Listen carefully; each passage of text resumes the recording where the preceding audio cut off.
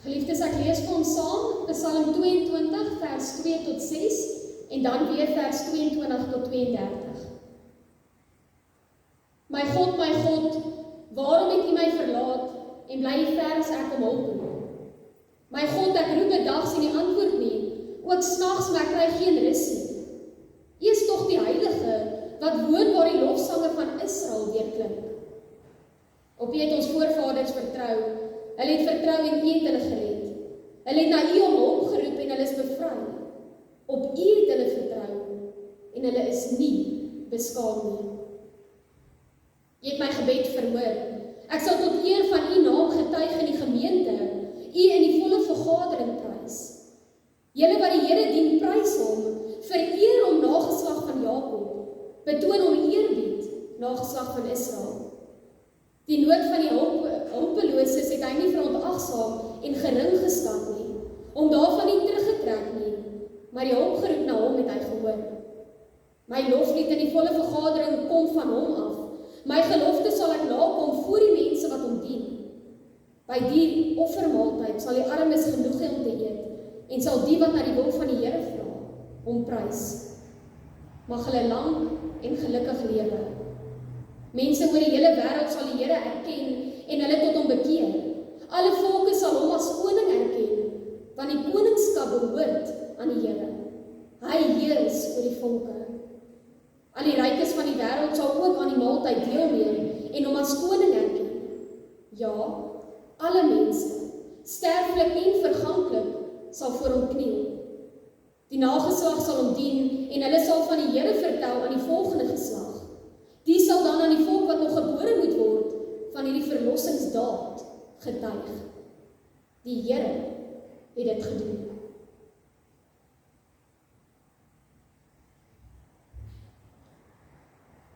Geliefdes, in Afrikaans het ons 'n hele paar baie bekende sêgoed.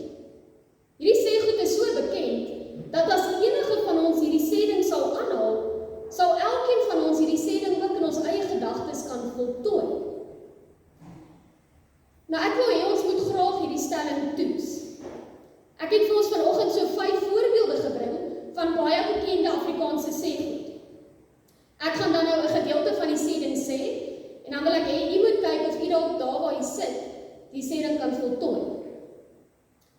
Die eerste sêding is, 'n boer maak 'n plan. Die tweede bekende sêding is, haastige hond verbrand sy mond. Wie laaste lag die lekkerste. Alle paaie lei na Rome. En die laaste een, waar daar 'n wil is daar 'n weg. Hierdie sêgoed is so bekend, dat almal van ons, groot en klein, dit ken. Nou net soos wat ons vandag baie bekende sêgoed het, net so was dit in die Bybelse tyd. As ons veral dink aan die gelowiges in die Ou Testament, sien ons dat dit vir hulle verskriklik belangrik was, dat hulle en hulle kinders die Bybel sou ken. Dit was so belangrik, dat elke Joodse seun op die ouderdom van 13 die hele Torah woord vir woord uit sy kop sou kon opsê. Die gelowiges in die Ou Testament het dan spesifiek ook die psalms uit hulle kop uitgeken. Die psalms was nog deel van hulle geheue, deel van hulle gebede, deel van hulle lofsang. As enige iemand daarom 'n gedeelte van 'n psalm sou aanhaal, sou die res van hulle dadelik geweet het in watse psalm daardie woorde voorkom. Hulle sou dan ook, net soos ons vanoggend met die Afrikaanse sêgoed, daardie psalm woord vir woord kon saam sê, van begin tot einde. Reg deur die Nuwe Testament sien ons dan, dat die Ou Testament en spesifiek die psalms 'n hele paar keer aangehaal word. Daar's dan ook een spesifieke plek in die Nuwe Testament, waar 'n baie bekende psalm aangehaal word. En dit is, wanneer Jesus aan die kruis hang, verlore, bespot en in lyding. In die diepste van sy lyding roep hy dan uit, my God, waarom het U my verlaat? Geliefdes, hierdie woorde wat Jesus aan die kruis uitroep, is nie maar net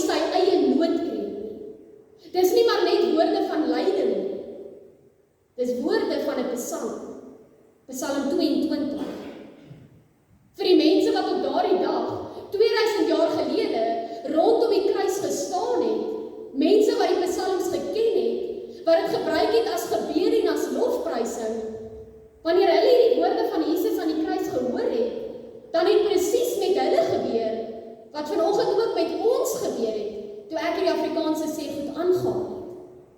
Want hulle sou Jesus se woorde hoor, en in hulle gedagtes sou hulle hierdie hele Psalm dan ook voltooi het. Wanneer Jesus daarom hierdie woorde aan die kruis aanroep, dan haal hy nie net een spesifieke vers aan nie. Hy roep uiteindelik hierdie hele Psalm op. Op so 'n wyse kom wys Jesus vir die mense wat daar by die kruis staan, maar ook vir elkeen van ons vandag, presies hoe ons die oomblik van sy kruisiging reg moet verstaan. Jesus kom gee vir ons die sleutel tot die betekenis van die kruis. Hy kom sê vir ons hoe ons in die weke en in die jare na die kruisiging ook oor die kruisiging moet nadink. Hoe ons sin moet maak van sy kruis en van sy opstanding.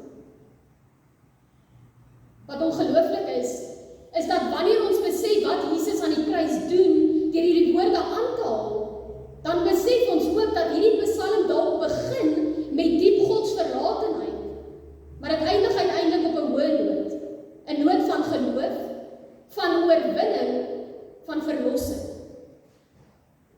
En daarom, geliefdes, as ons vanoggend nog regtig wil verstaan wat by die kruis gebeur het, dan moet ons hierdie hele Psalm saam lees. Want eers dan sal ons hierdie Psalm en die kruisiging van Jesus kan verstaan. Eers dan sal ons besef wat so groot oorwinning Jesus aan die kruis behaal het. As ons na Psalm 22 kyk, dan begin dit met Jesus se uitroep. Vers 2: My God, waarom het U my verlaat? Jesus Christus is die ewige en die enigste seun van God. Die enigste een wat altyd gehoorsaam was aan alles wat God van hom gevra het. Die enigste een wat nooit gesondig het nie. Maar nou, aan die kruis, ervaar Jesus skielik die onttrekking en die afwesigheid van God se guns, sy genade, sy hulp en ook sy wakende oog. Waar Jesus altyd binne in God se genade geleef het, bevind hy homself daar aan die kruis, onder God se oordeel. Aan die kruis dra hy nie net die lyding wat ons verdien nie, maar hy dra ook die toorn en die ewige straf van God oor alle sonde. Aan die kruis van Jesus Christus is God teenwoordig, maar hy is teenwoordig in sy oordeel. Dit is juis hier, in hierdie verlatenheid aan die kruis, waar ek en jy met God versoen word. Want Christus staan in ons plek aan die kruis. Hy word behandel asof hy 'n sondaar is, sodat ek en jy behandel kan word asof ons regverdig is, asof ons sonder sonde is, asof ons nog altyd gehoorsaam en getrou was aan God se woord. Hierdie absolute godsverlatenheid en ewige straf wat ek en jy verdien, kom op hom nie. Gemeente, Jesus is waarlik godsverlate aan die kruis, want die straf vir ons sonde lê waarlik op hom aan die kruis. Jesus is in ons plek godsverlate. Dit is sy werklikheid daar aan die kruis. 'n werklikheid wat juis vanweë die kruisiging nooit ooit my of jou werklikheid kan wees. Want in Jesus Christus kom verseker hy dat God my en jou nooit ooit sal verlaat nie.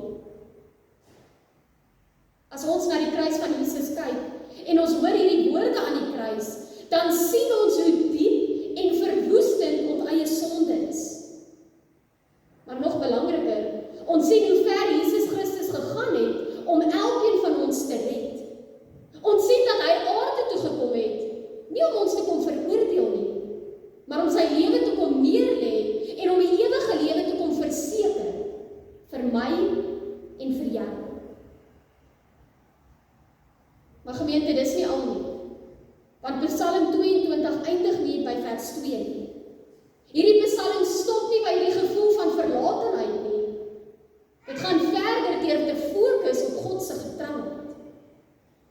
Vers 5: Op U het ons voorvaders vertrou. Hulle het vertrou en U het hulle gered. Hulle het na U om hulp geroep en hulle is bevry.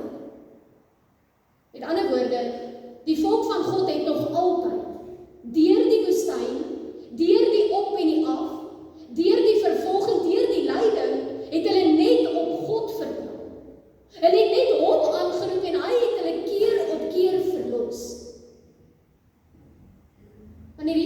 kruis hang en hy haal hierdie spesifieke psalm aan, dan ken hy ook hierdie geskiedenis.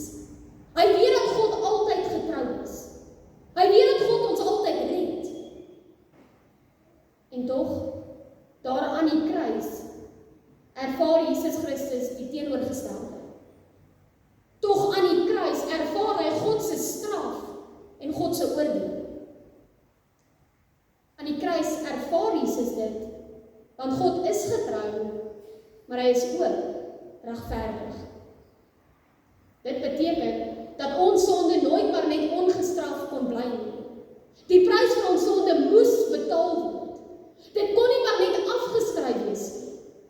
Ons moes vrygekoop word van ons sonde. En gemeente, dit is presies wat Jesus aan die kruis doen. Dit is waarom hy godsverlate is. Hy voel nie maar net godsverlate nie, hy is godsverlate. Dit is waarom God se oordeel en sy straf oor Jesus moes kom, daar waar hy aan die kruis hang, in my en in jou plek.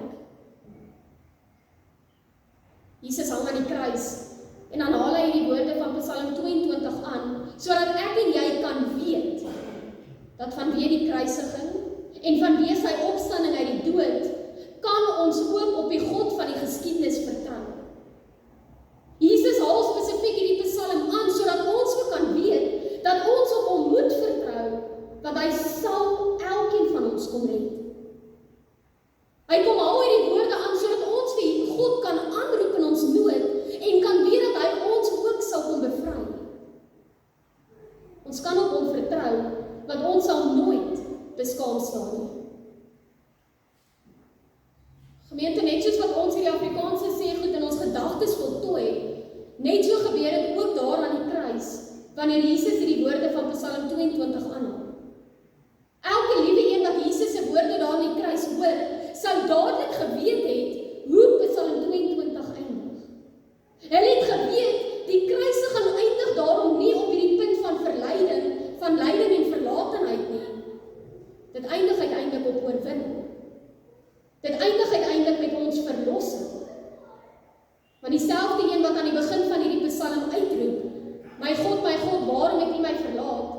Is dieselfde een wat later in dieselfde Psalm gaan uitroep, U het my gebed verhoor. Hierdie Psalm beweeg daarom van verlatenheid na verhoging, van lyding na lofprysing, van doodsdreigemente na die ewige lewe. En daarom haal Jesus hierdie Psalm aan, want dit is wat ons aan die kruis sien. Aan die kruis hoor ons die begin van hierdie Psalm, wanneer Jesus uitroep, my God, waarom het U my verlaat? Maar op opstanding Sondag hoor ons die einde van hierdie Psalm. Wanneer die graf leeg is, dan sien ons die oorwinning wat Jesus oor die dood en oor die sonde behaal het. God het tog nie vir Jesus in die dood agtergelaat nie. God het hom tog nie verlaat of verwerp nie. God het vir Jesus Christus uit die dood uit opgewek. En daarom, omdat die graf inderdaad daardie Sondagoggend leeg was, kan ons saam met die mense in vers 28 bely, dat ons die Here erken en dat ons tot hom bekeer. Omdat die dood aan die kruis oorwin is, kan ons saam bely, vers 30 tot 32, dat ons ook saam met alle mense ons knie voor God sal buig. Geliefdes, omdat die oorwinning aan die kruis behaal is ons deel van die nageslag wat vir God dien. Vers 21 tot 32. Ons is deel van die nageslag wat ook vir ons kinders vertel van die groot oorwinningsdaad wat hy aan die kruis behaal het. Ons is deel van die nageslag wat uiteindelik vir ons kinders sê, die Here het dit alleen gedoen. Geliefdes, die vraag vir elkeen van ons vanoggend is, wat beteken hierdie Psalm vir my en vir jou vandag? Wat beteken dit vir ons hier in die tweede kwartaal van 2026? Wanneer ons hierdie Psalm in die lig van Jesus se kruisiging en sy opstanding lees en verstaan, dan weet ons dat die graf 3 dae later leeg was. Dit beteken, wanneer ons as gelowiges vandag hier by mekaar is, dan bevind ons onsself nie in 'n tyd voor die kruisiging. Ons bevind onsself nie die tyd voor die opstanding nie. En daarom kan ons nie vasgevang wees binne hierdie gevoel van Gods verlatenheid nie. Want ons bevind onsself na die kruis. Ons bevind onsself na sy opstanding. Ons leef in die oorwinning wat Jesus aan die kruis behaal het. Die kruis en die opstanding van Jesus Christus beteken daarom nie net iets vir die kerk in die algemeen nie. Dit beteken iets vir my en vir jou persoonlik. In ons eie lewens, in ons eie onsekerheid, in die tyd wanneer ons ook wonder, my God, waarom moet ons daarom hierdie psalm klaar wees? Ons moet hierdie psalm voltooi, want die graf is inderdaad leeg. Die prys is betaal. Die een op wie ons voorvaders vertrou het, die een wie hulle geprys het, is nog steeds die een op wie ek en jy vertrou. Dis nog steeds die een wie ek en jy vanoggend kom prys. Daarom, ten spyte van ons omstandighede, ten spyte van hoe ons dalk mag voel, is ek en jy deel van die gelowiges wat weet van die oorwinning wat aan die kruis behaal is. Ek en jy is deel van die volk wat vir ons kinders moet vertel van hierdie verlossingsdaad. Ons is deel van die gelowiges wat weet dat selfs al voel ons soms verlate, kan ons nooit ooit verlate wees nie. Geliefdes, hoor mooi, die kruis en die opstanding van Jesus Christus waarborg nie dat ons nooit gaan voel of ons verlate is nie. Daar is tog tye in ons almal se lewe waar ons ook hierdie woorde van vers 2 wil uitroep. Waar ons ook wil sê, my God, maar waarom? Die kruis en die opstanding van Jesus Christus waarborg wel dat ek en jy nooit ooit werklik finaal godsverlate kan wees. Ons mag dalk godsverlate voel, maar dit kan nooit ons realiteit wees. Geliefdes, net soos wat ons hierdie Afrikaanse sê goed ken, net so ken ons ook hierdie psalm. Net so weet ons wat by die kruisiging gebeur het. Ons weet dat die graf 3 dae later leeg was. Ons weet wat so groot oorwinning aan die kruis behaal is. Mag ek en jy daarom nooit, ten spyte van wat ons in die gesig staar, ten spyte van ons eie omstandighede, by die begin van hierdie psalm vashou nie. Mag ons nooit vasgeval wees in hierdie gevoel van Gods verlatenheid nie. Want ons moet hierdie psalm voltooi. Ons moet dit voltooi want ons weet dat die oorwinning finaal is. Ons weet dat ek en jy verlos is. Daarom weet ons dat ek en jy ook kan uitroep, vers 32, die Here het dit gedoen. Hy het die vergewing van my sondes verseker. Hy het die dood oorwin. Hy is die een wat altyd vir my en vir jou sorg. Hy is die een wat ons kom red. Hy is die een wat uitkom stuur. Daar aan die kruis kom doen hy dit. Hy kom verseker dit. En hy kom volbring dit ook.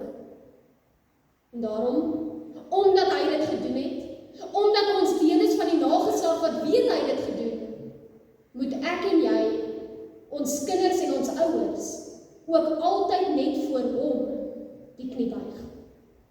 Want dit is wat hierdie psalm vir ons kom wys. Amen. Kom ons bid saam. Here ons God en Vader, ons kom dankie dat U deur die woord weer vanoggend met ons gepraat het. Here, dankie dat Jesus Christus gesterf het, maar dat hy ook opgestaan het uit die dood, om ook so te verseker dat ons almal U kinders kan wees. Here, het ons vanoggend weer kom bewus maak van hoe diep sy lyding was. Here, dat hy werklik in ons plek Gods verlate was, sodat ons nooit self Gods verlate sal wees nie. Dankie Here dat hy die volle prys vir ons sondes kom betaal het, en dankie dat hy dit aan die kruis kon volbring het. Here, U weet dat in tye van swaar kry, en in tye van onsekerheid voel ons ook baie keer Gods verlate. Ons bid daarom dat U asseblief deur die Gees ons geloof sal kom versterk. Here, help ons asseblief om nie net by die begin van hierdie psalm te bly nie, maar help ons asseblief om reg deur te gaan tot aan die einde. Tot aan die einde, sodat ons U oorwinning weer sal sien, sodat ons weer sal bewus raak van ons verlossing, en sodat ons weer sal bewus raak dat U die een is wat dit alles kom doen het. Here, leer asseblief ons om met oortuiging en met oorgawe ook saam met die vorige geslagte te bely, dat U dit alleen gedoen het. Nie ons nie, net U. Here, dis ons gebed dat U ons asseblief sal help dat hierdie waarheid van U ook asseblief ons lewens sal verander. Help asseblief dat dit deel sal word van elke dag. Help asseblief dat dit deel sal word van elke besluit wat ons neem. Help asseblief dat dit ons sal leer hoe om alleen op U te vertrou. Here, stel U ons daarom ook asseblief in staat dat ons getuies sal wees van die goeie nuus wat U aan ons kom openbaar. Help asseblief dat ons met ons kinders daaroor sal praat en sodat hulle ook saam met ons hiervan sal begin getuig. Here, wanneer ons hier uitstap, is ons weer op pad na ons huise toe en daarom vra ons dat U ons daar ook asseblief sal behoed en bewaar. Help ons asseblief dat ons die boodskap saam met ons sal neem en dat ons dit ook in die week wat vir ons voorlê sal deel maak van dit wat ons doen en van dit wat ons vir U kom sê. Here, want U is ons God. U is die een wat ons uitnooi om ons nood voor die deur te kom lê. En U is die een wat ons ook deur die Gees lei om te weet dat U ons sal hoor en dat U ons gebede ook sal verhoor. Here, daar waar sommige van ons dalk op die oomblik godsverlate voel, bid ons en vra ons dat U ons asseblief deur die Gees sal vertroos. Dat U asseblief sal uitkom stuur en dat U asseblief sal verseker dat nie een van ons gebrek sal hê. Here, ons vra dit nie omdat ons dit verdien nie, maar omdat ons weet dat U ons God is en dat ons weet dat U deur al die eeue nog altyd dieselfde was. Amen.